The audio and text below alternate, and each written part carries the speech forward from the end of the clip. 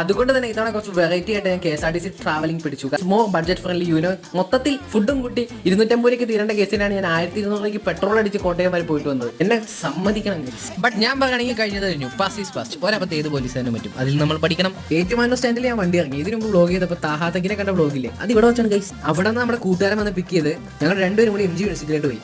എൻ്റെ പൊന്നു guys, MG university അകത്ത് കയറി ഞാൻ ആദ്യമായിട്ടാണ് കാണുന്നത്. അടിപൊളി യൂണിവേഴ്സിറ്റി എന്ന് പറഞ്ഞാൽ ഒരുപാട് സ്ഥലമുണ്ട്. ഞങ്ങളുടെ കോളേജ് ഭയങ്കര ചെറിയ കോളേജ് എന്താണെന്ന് എനിക്ക് വലിയ എഡ്യൂക്കേഷൻ ഇൻസ്റ്റിറ്റ്യൂഷൻസ് ഒരുപാട് സ്ഥലമുള്ള എഡ്യൂക്കേഷൻ ഇൻസ്റ്റിറ്റ്യൂഷൻസ് കാണുമ്പോൾ പ്രാന്താണ്. ടോവിനോ ഒരു ഇന്റർവ്യൂ പറയുന്നില്ലേ, രാവിലെ എണീറ്റ് കഴിഞ്ഞാൽ എന്തോരം സമയം എന്ന് പറയണ പോലെ ഇവിടെ എന്തോരം സ്ഥലം നടന്നിട്ട് തീരുന്നില്ല. 10-30 ഏക്കറുണ്ട്.